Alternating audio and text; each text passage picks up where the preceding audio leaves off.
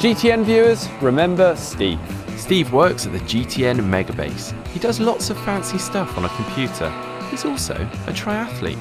But like many, the last couple of years of COVID restrictions and lockdown derailed his triathlon training and racing plans. He was left demotivated, and in his own words, I feel like I'm starting from square one again. this year he also turned 50, the big 50. And over a beer, he rather foolishly proposed that he would like to Qualified for the Ironman World Champs in Hawaii.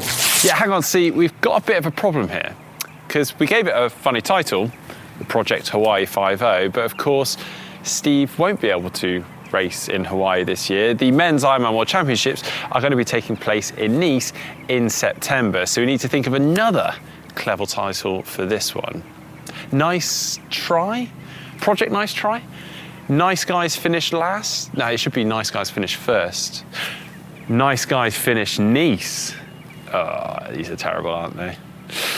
Yeah, I'm going to need some help. I'm not winning here. So leave your suggestions in the comment section down below. Maybe we can retitle this series together. But for now, it's time to catch up with Steve. Today, we're in the swimming pool.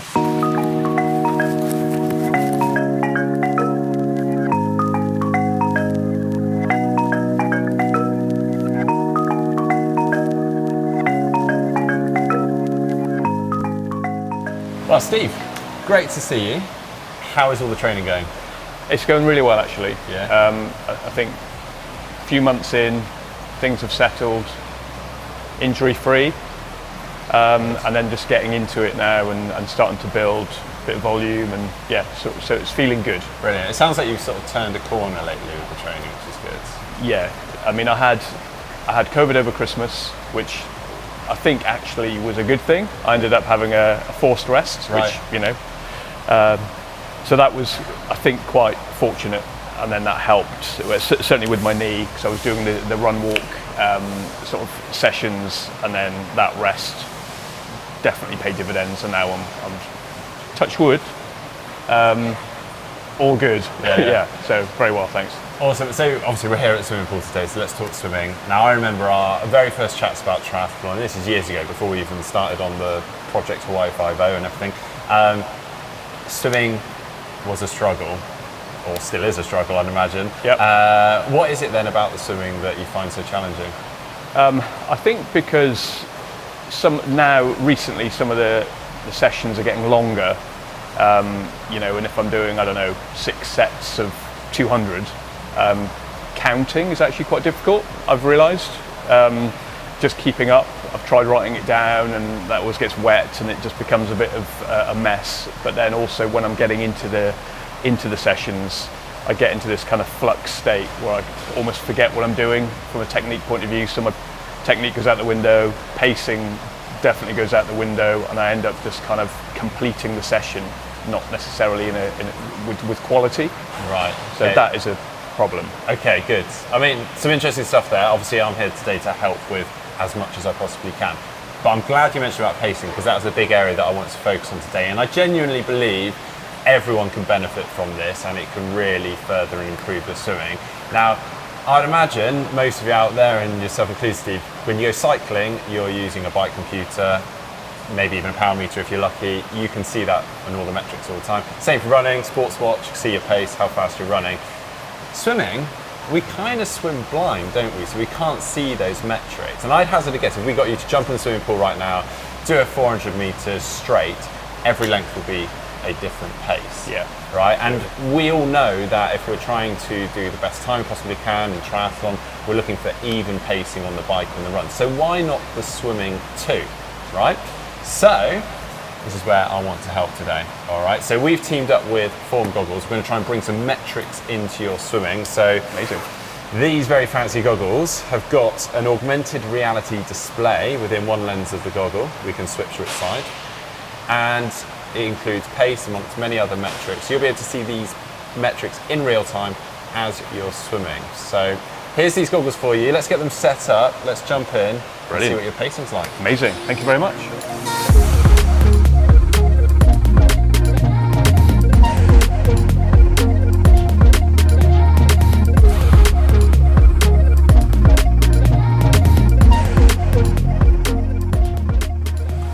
All right, then, Steve, I can see you've keenly got your goggles on already. I'll whack mine on.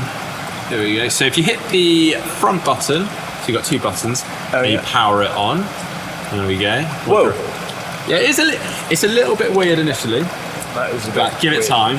And particularly once you get into the water, it actually sort of changes the distance that you sit. Anyway, you'll figure it all out in a second. Okay. So right, we want to talk about pace then. So as I mentioned already, and as you kind of suggested yourself, you have always cycled with a bike computer. And imagine if I took that bike computer away from you, you could tell me still roughly what power you're riding at. more or The less. same with running. But I'd imagine that's not the case with swimming, right? Not at all. No. And this is exactly the area, and probably the biggest area most people could improve on, just understanding their pace and therefore controlling their swim better.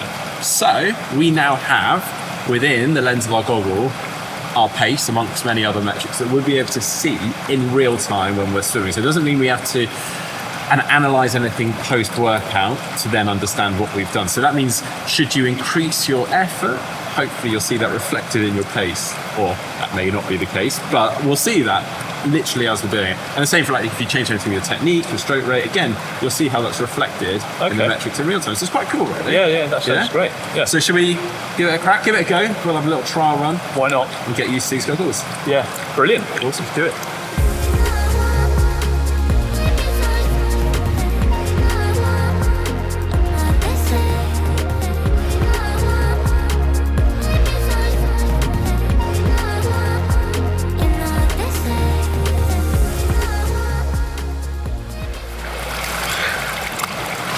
Wow.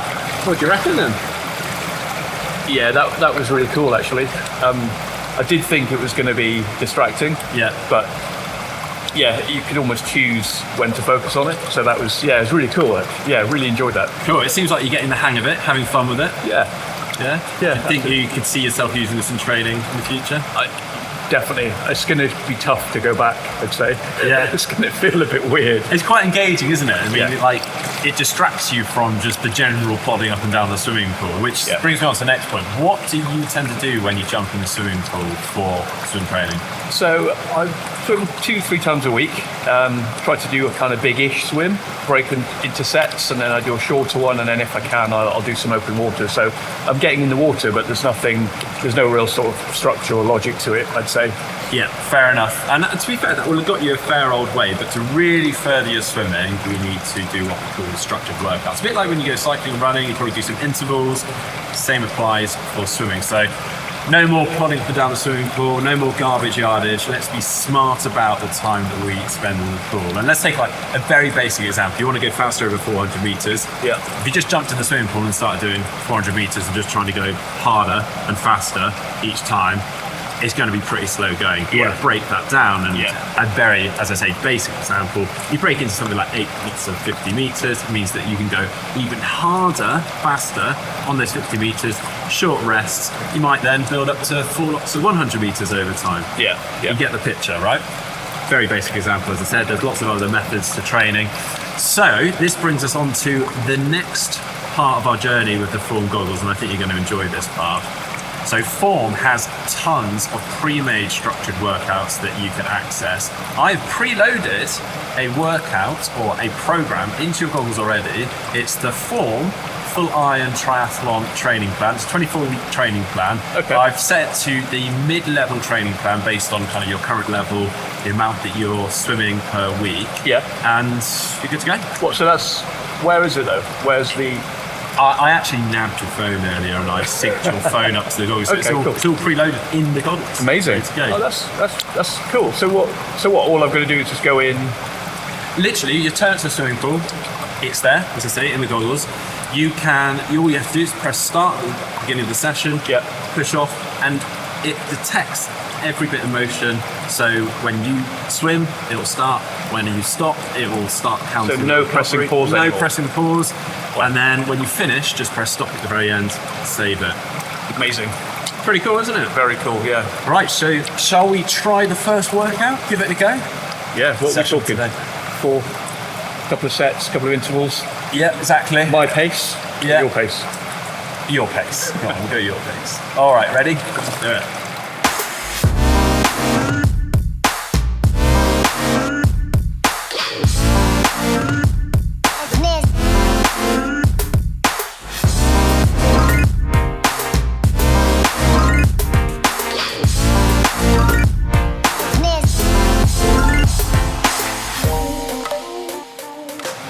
Great workout, Steve. Looks like you're going well. Enjoyed that? Yeah, no, it's really good. Yeah, good stuff. Well, final thing, as I'm here, thought I'd give a bit of technical advice. So I have noticed with your stroke, your catch, well, there is a lack of catch, particularly on one arm actually. Yeah. I think you just say you've had a bit of an issue with the shoulder in the past. You sort of extend out, elbow drops down a bit. Yeah. Problem is when you don't have the catch, it affects your stroke in a number of ways. It becomes very stop-start. You're sort of losing a whole section of the stroke, so you lose momentum. Yeah. But then also as a result of that, because you're not applying force at the front, your body's almost like a seesaw, your feet then start to sink. So I reckon we should work a bit on the catch, trying to get that perch to the water as soon as the hand enters the water. So we've got a few drills for you. Okay, cool. But I reckon that's quite a lot today for you to process. We'll leave it at that and let you crack on. And maybe we'll catch up in a couple of weeks' time. Yeah, no, sounds good. All right, well, best of luck, mate. Cheers, thanks.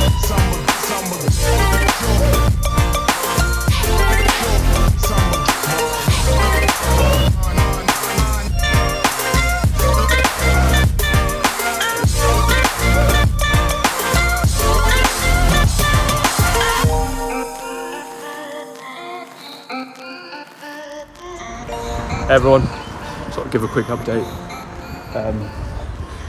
Treated myself today, came to a 50-metre pool just to test out the foam goggles, and yeah, it's really cool actually. So a couple of things.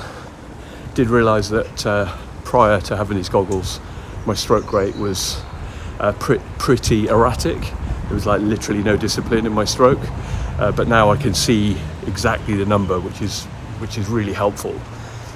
So and I think Mark also gave me some tips on my body position, head position, and that kind of thing. So I'm really looking forward to seeing how this all changes.